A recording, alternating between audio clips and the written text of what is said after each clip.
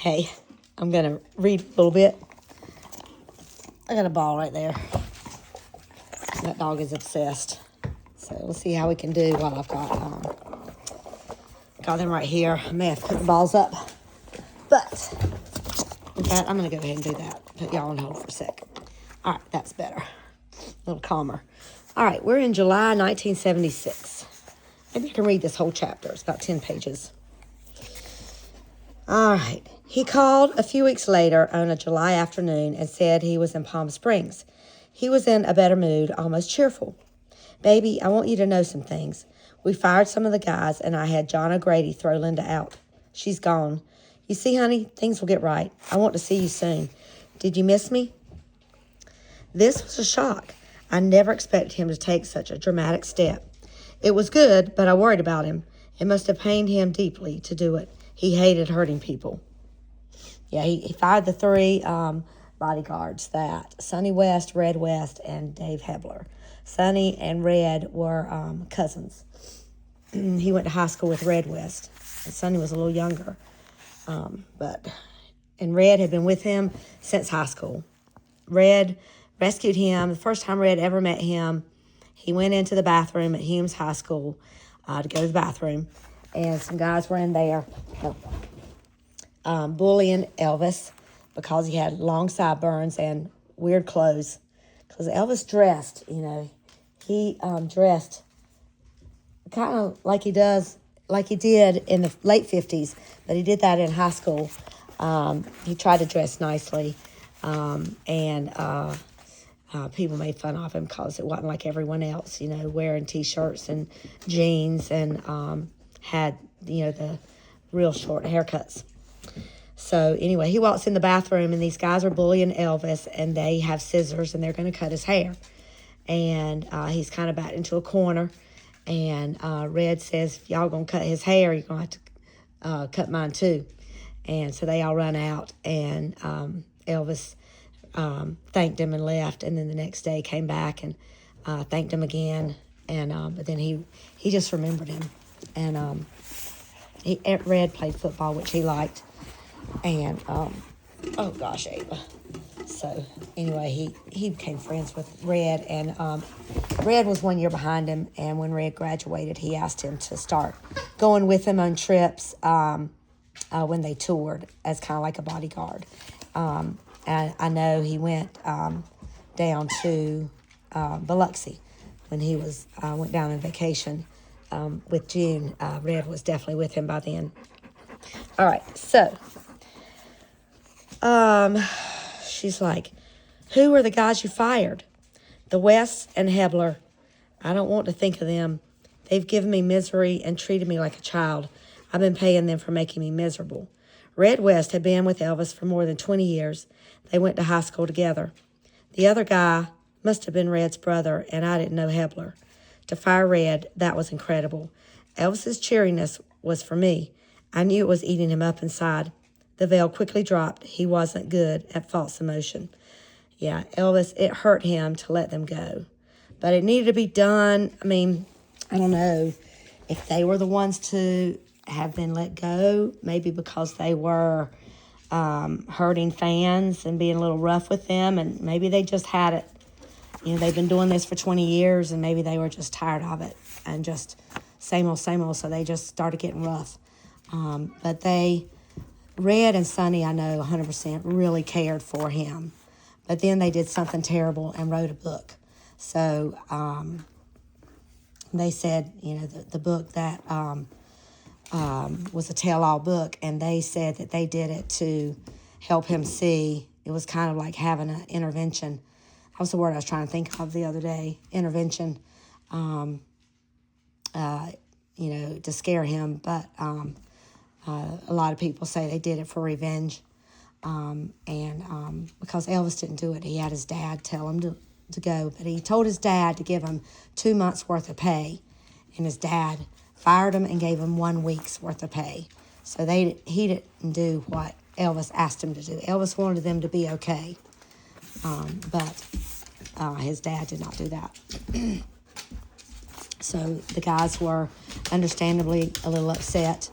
But Anyway, and they also said that the guy that they wrote the book with changed a lot of things in the book without their approval and made it more sensational.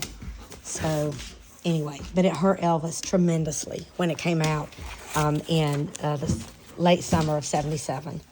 So, but anyway, that's in the future. But just know that's about what's going to happen.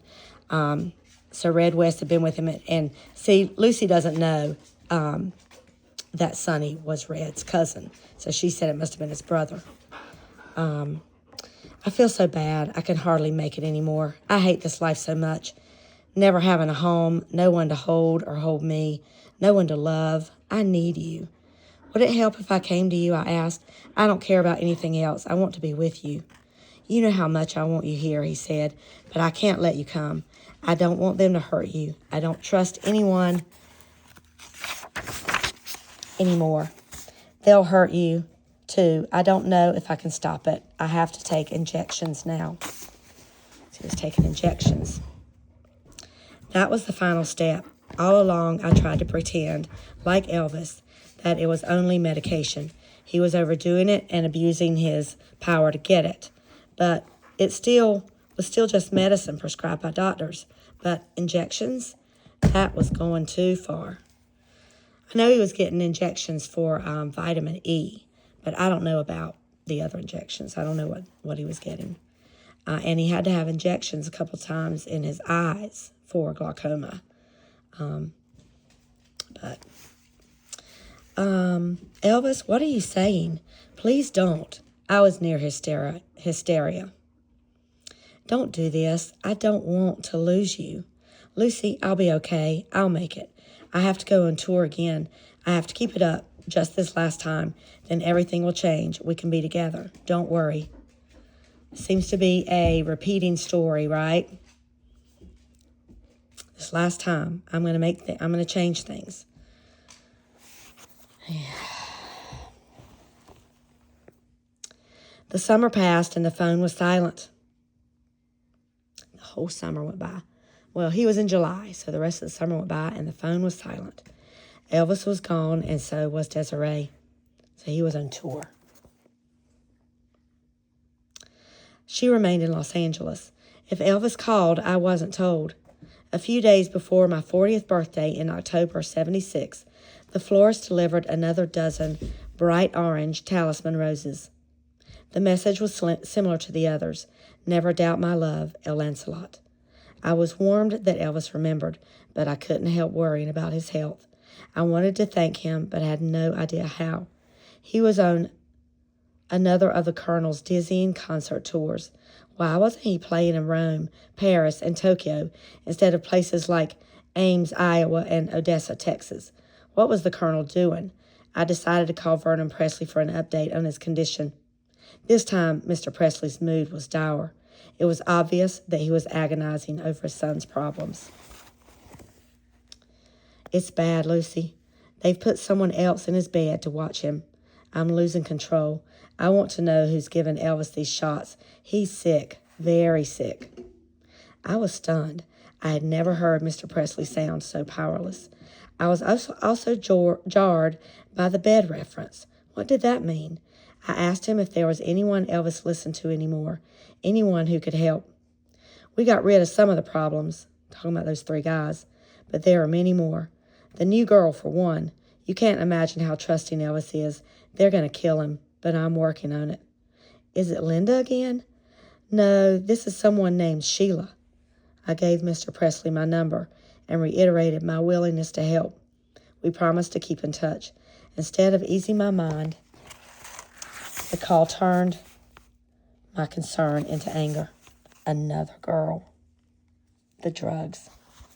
It added up to one thing. Elvis had completely surrendered. Those around him were now pulling all the strings. I decided to endure my birthday on the 15th with as little fanfare as possible. That plan was disrupted by the telephone. Happy birthday, Desiree. I asked him if I could call him back. It was risky making such a request. It was always difficult getting through to him. And he wasn't dependable about returning calls. I explained that my children were around and that prevented me from speaking freely. He said he was in Chicago and called back in 2 hours. He sounded more alert. Was he feeling better? I prayed he would call again. This time, he kept his word. 2 hours later, the phone rang. I was alone. I tried to be upbeat, but I couldn't stop thinking about what his father had told me. I know you have another woman with you, I said. How could you lie to me? I'm sure you have an explanation, as always, but you forget. I'm not as naive as your little girls. I have a brain. I was so angry, I was shaking. Constantly having to compete with women half my age was a task I didn't feel up to anymore, especially on my 40th birthday. I wanted to slam the receiver down before Elvis waltzed into his slick excuse, but I couldn't. Lucy, you know me better than that. You're the only woman I ever wanted. That's why I take these medications when I can't sleep. I can't bear it alone. The syrup didn't work this time. I was angry, jealous, and embarrassed by my own stupidity. Even if Elvis wasn't in control of his life, he still had to be the king of his bed. His girlfriends made me feel old and unimportant. I knew Elvis, like many men, sought younger women to keep a grip on youth. It was an immature, though typical, male reaction. But with him, it went beyond that. A stronger Elvis wouldn't have needed the constant stroking of adoring fans turned girlfriends. There was something about these traveling bedmates that was perverse. I hated him for it, his frailty, his hellish descent. I'm sure you have what you want, and it isn't me, I told him. You allow these drug addicts to congregate around you. I have to wonder. I had never said anything so damning to him. Once I started, it was hard to stop. Do you enjoy women young enough to be your daughter? I thought of firing the final blow. Your own daughter is that age. Would you want her too? Wow. Whoa. She is... It was an ugly image and brought me back to my senses. Desiree could never be used as a pawn in our relationship. I couldn't let anger and jealousy force me to blurt out such a startling confession. Calming down, I figured he would recoil from my anger and hang up. I was surprised when he started pleading his defense, not the old smooth version, but one that came from within. This stuff, the women, it isn't real. It's like my life. I don't know where the show ends anymore. All I know is I still love you. I always have. That is very telling. He's on tour so much. It's like, and it's almost like he's on stage when he's around the guys too. Because they keep bringing him women. They brought him Linda. They brought him Sheila. They bring him Ginger. All the guys bring him women. And they're all like 20, 21. And he's 40 now, 41. So he needs a real woman like Lucy. This stuff, the women, it isn't real. It's like my life. I don't know where the show ends anymore. All I know is I still love you. I always have. Fogged by my and then that does sound very sincere. Fogged by anger and dwindling self-esteem, I failed to realize that he was admitting his world had twisted too far out of focus. This new woman wasn't an affair of passion. This was, as Mr. Presley had said, another woman in his bed to watch him. At the time, this was beyond my comprehension. The distance made it impossible to perceive how fast he was sliding. I still clung to the dream that we would end up together, so it was the intruder, not the descent, that consumed my thoughts. It was anger, not compassion, that filled my heart.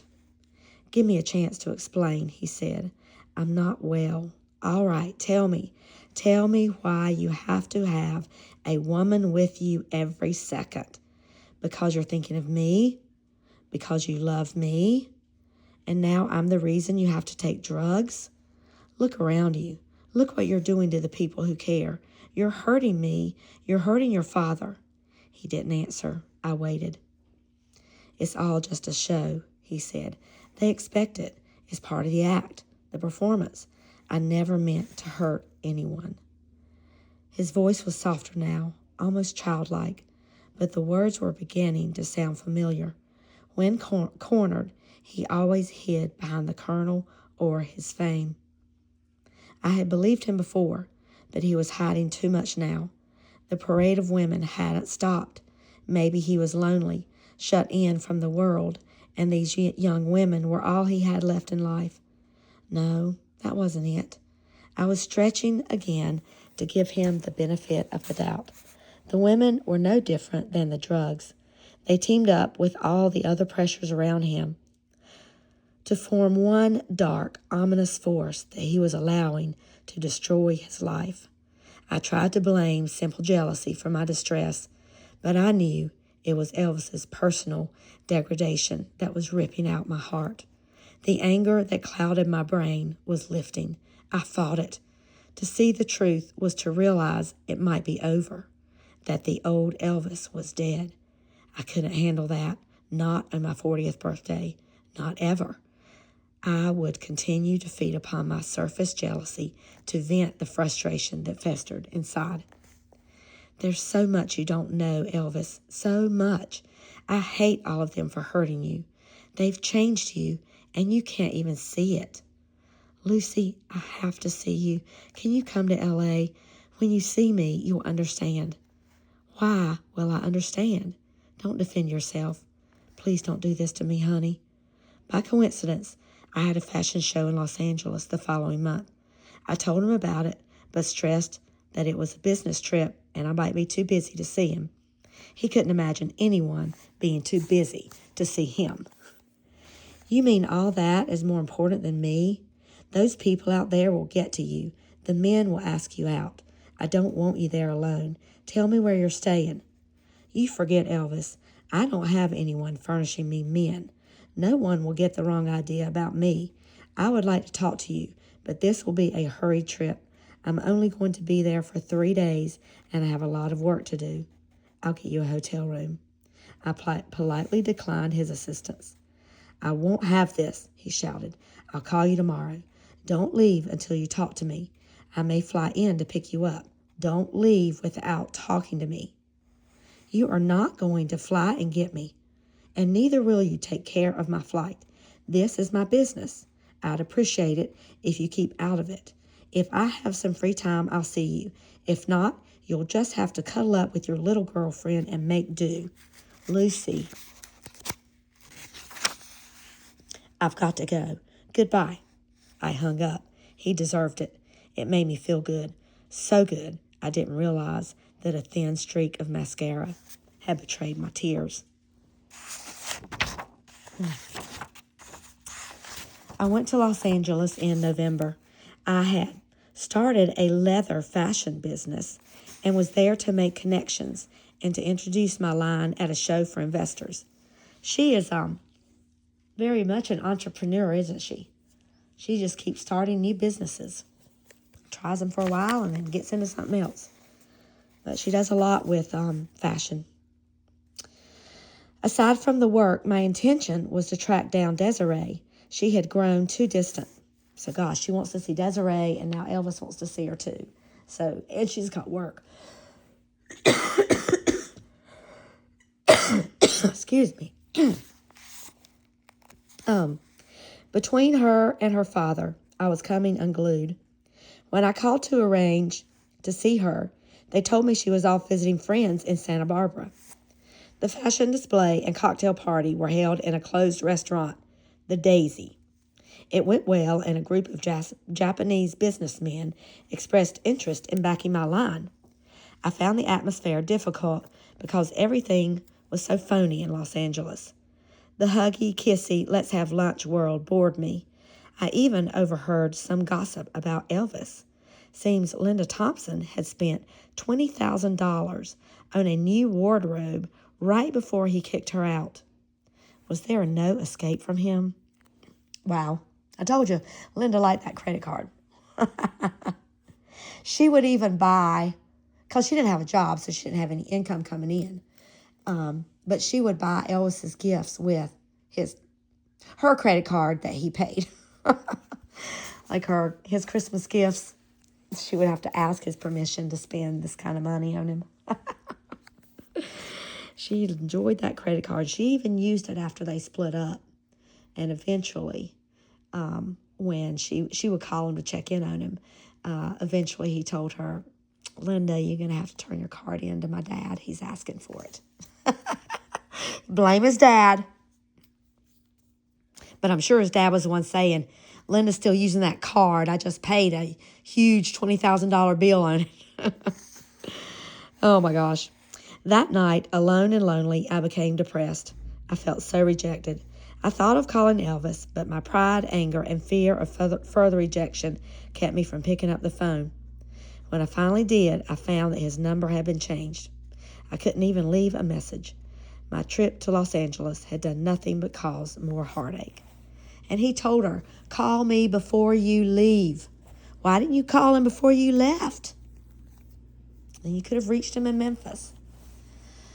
Oh, gosh. Back home, Jack told me some creep kept calling and that Desiree had also called. See, Elvis had called her. That creep called a few days later. He was angry, grilling me about my trip to Los Angeles, and he should have been, asking me who I was with and what I did. Now, he's jealous. He asked if it was me he saw getting into such and such a car at various places around town. I guess he was in Los Angeles, and he kept thinking he saw her.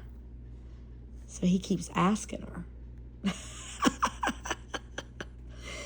Was that you? I saw you getting into such and such car at such and such place. He was just bluffing, trying to trick me into admitting something.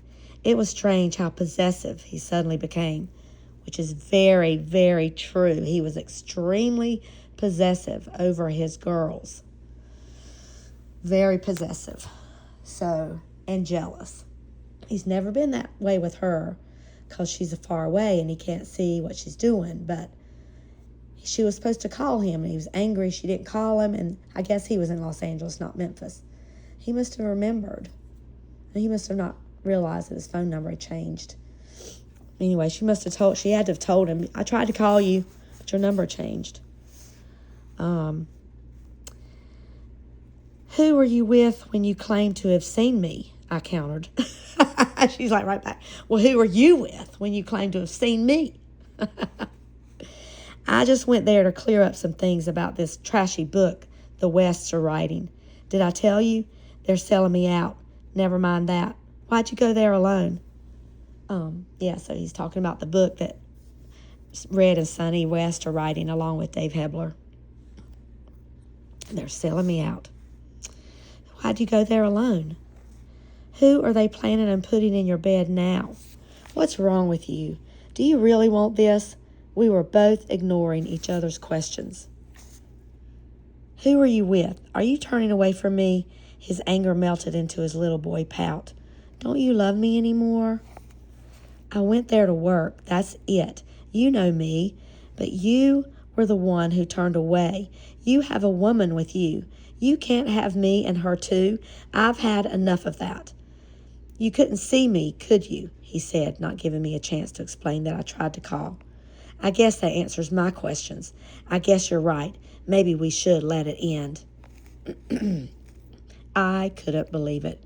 After all we had lived through, all the obstacles we overcame, he was going to break it off because of this? I hadn't done anything to hurt him.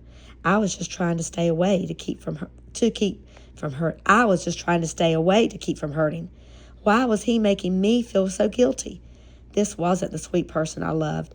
This was a monster who wanted to hurt me. His dark side was now in control. Is this what you want? I asked. Apparently this is what you want, isn't it? That's why you went out there. If you're trying to hurt me, Elvis, you have. Why don't you leave Dallas, get a divorce, and get free? I can't do what I really want because you're still married.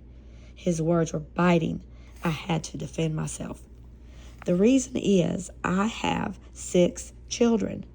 I have to think of them. And maybe I think you're stringing me along. You're asking me, as you always asked me, to take a big chance, to shake up my life and the lives of my family, and you never quite seem ready for it. You want me, but you don't want to give up anything. The other women can come along and enjoy the ride for a while. I can't. I'm responsible for the lives of my children. What would you do in my place? What if I was in some man's arms in bed? Would you believe me if I told you I loved you instead? Would you? Baby, it hasn't been right, but things will change. Baby, it hasn't been right, but things will change. The minute there's no woman around, the guys think I'm slipping. I'm sick of it. And they bring him another one. But she just said it all right there. That was a great paragraph. Way to tell it. Way to put it out there, Lucy. Because he is a selfish man. He does. He's got a lot going on. He is sick. Drugs are changing the way he's thinking. Like she said, there's a dark side. There's more dark than not. He feels terrible. But he's also putting on a show for everybody, even when he's not working. He's putting on a show. The guys think I'm slipping, and they bring me another person. He just needs to get rid of everybody and retire. If he wants his life back, he needs to just get rid of it all for a little while. Get rid of everybody so he doesn't have to pay their paychecks. And tell his cousins, I'm sorry, I just can't afford y'all anymore. Y'all got to get real jobs. They would do it. Billy had already done it. He had done it. He'd gone and worked for the train company when his wife had their babies. He stopped working for Elvis for a while and started working for the train company. And his dad would probably help continue working with his stuff, and he get some things going. Elvis, you should have done that. And then you'd be free of everybody, and you and Lucy could have gotten together. Although that didn't make sense to me, he did sound serious. But it was still the same old cop-out. It wasn't his fault. Oh, no. They put a gun to his head and forced him to go to bed with beautiful women. The guys did everything else for him. They might as well take the blame for that torture. Am I hearing you right? I said. Well, my friend, you best stop. You best stop talking so your bed won't get cold. You don't need anyone, especially not me. Goodbye. I felt so humiliated. Was this the end? Maybe he was just drugged and couldn't be held responsible. Or maybe that was just another excuse. The phone kept ringing. I refused to answer. I told my children to say I wasn't home. He kept calling back.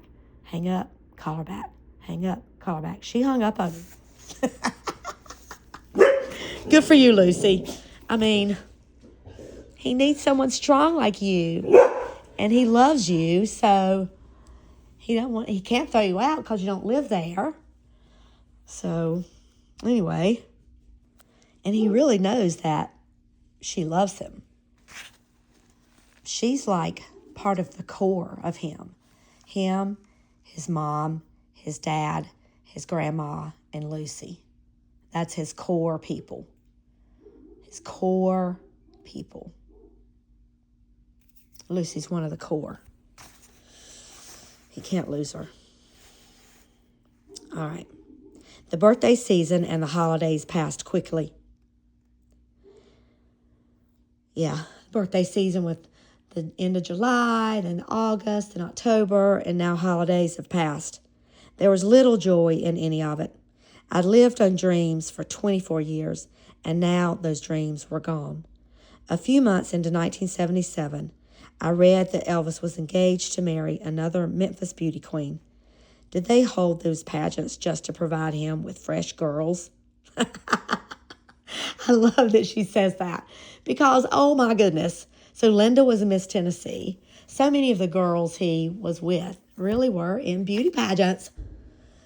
And the reason he ended up being with Ginger is because George Klein, his friend from Memphis, who was the DJ, he went to high school with him. He had interviewed the Miss Tennessee in 1976. The lady who was crowned Miss Tennessee in 1976 was from Memphis. So he interviewed her on his radio show. Well, he tells Elvis, let me invite this Miss Tennessee over. I guess, like, you had so much luck with Linda, let's try this one. Well, Miss Tennessee was one of 3 girls in a family that were very, very close. So when George calls her, she answers the phone and she says, well, can my 2 sisters come?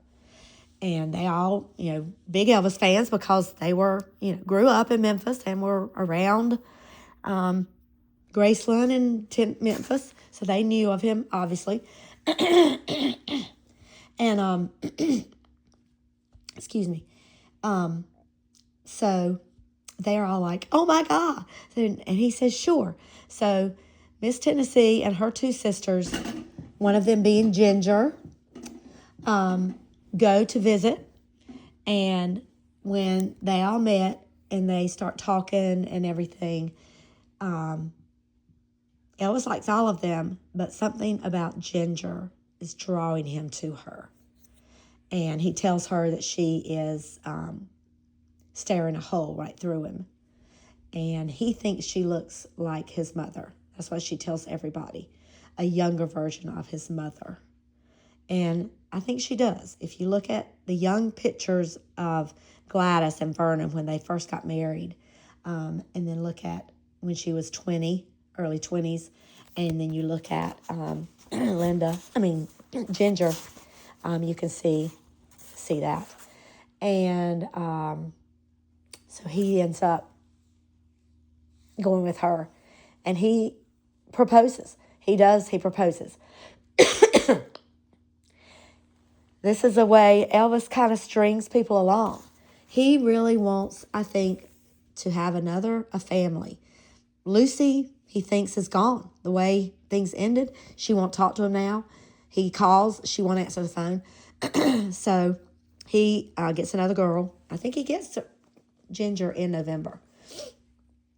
So after her conversation with his conversation with Lucy and her hanging up on him and then not answering the phone anymore, they end up getting him another girl. And Ginger is a very sweet and shy girl, but something about her draws him to her, and he decides that she's going to be the mother to my children, and I'm going to marry her.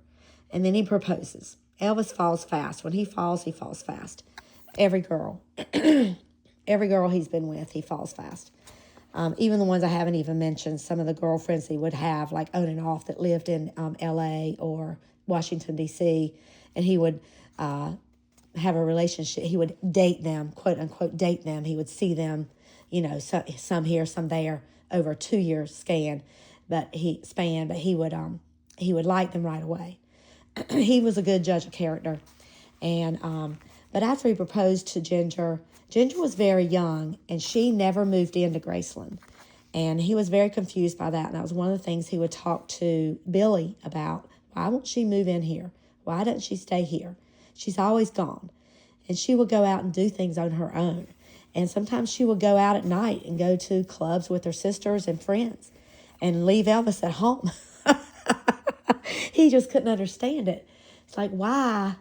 She won't, Anyway, so he just had a hard time with that. And so then he would tell people he wasn't going to marry her. But then he would tell her he was going to marry her. And he would just kind of keep stringing her along, I guess, until he knew for sure what he was going to do. Which makes me, sometimes I wonder about Lucy. But I think deep down, because she has proven her loyalty to him and trust, she never told anyone except John Wayne, and now Deborah, Denise, but I guess I don't know, but he loves her, and he fell in love with her before he got famous, and all this other stuff. It's like if you can somehow separate it from a real person. Here's the real person over here. But then here's the lifestyle over here that he's living. And like he says, the man, it's hard to live up to the image.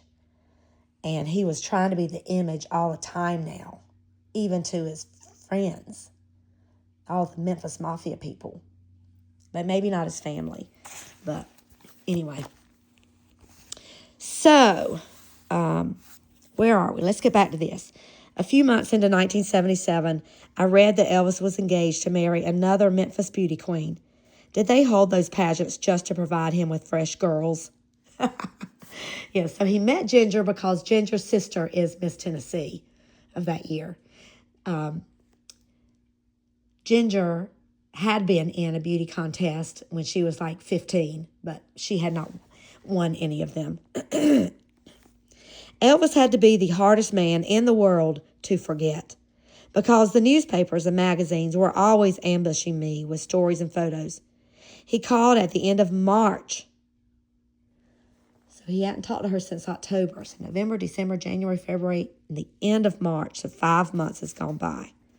And said he was in Alexandria, Louisiana. How ironic.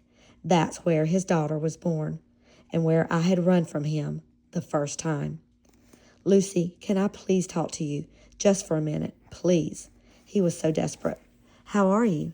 I have so much to say. I can't live this way, knowing you don't care, thinking I hurt you. I can't get you out of my head. I need you.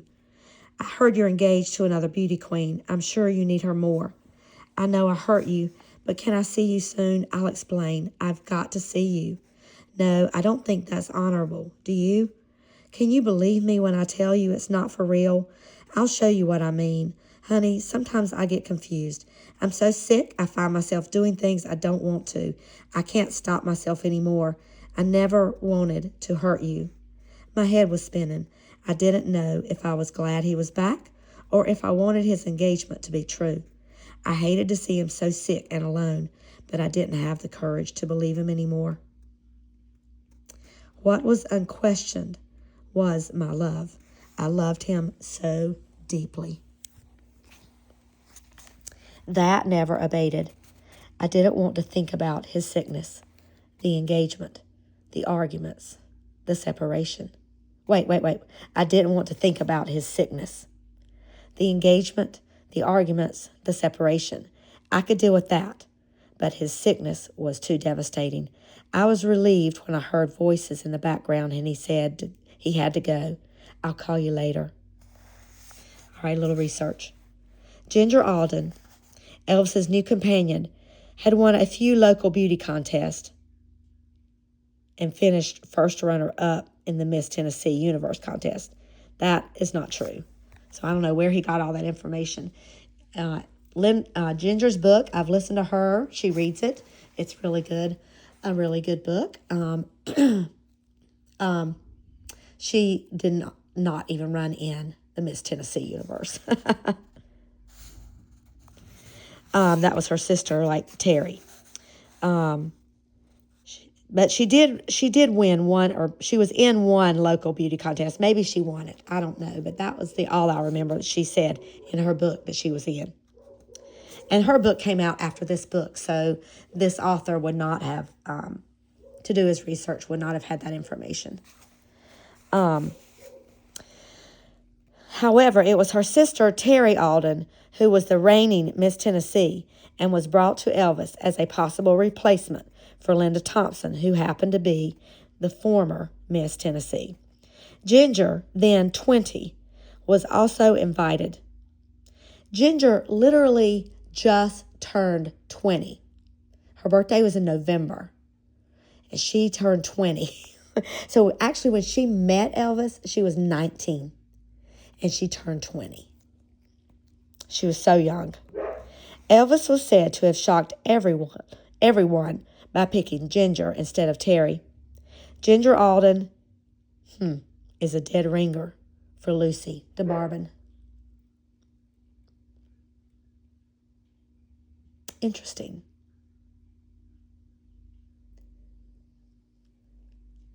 Yeah, you could say that. She has eyes that are like Lucy's. I saw a picture of Ginger once and almost fell over, Desiree recalls. She looks exactly like Mother. Exactly. And she was wearing the same white-rimmed sunglasses Mother used to wear. It was eerie. Wow. That is why she was staring a hole in Elvis, is because he thought he was looking at Lucy.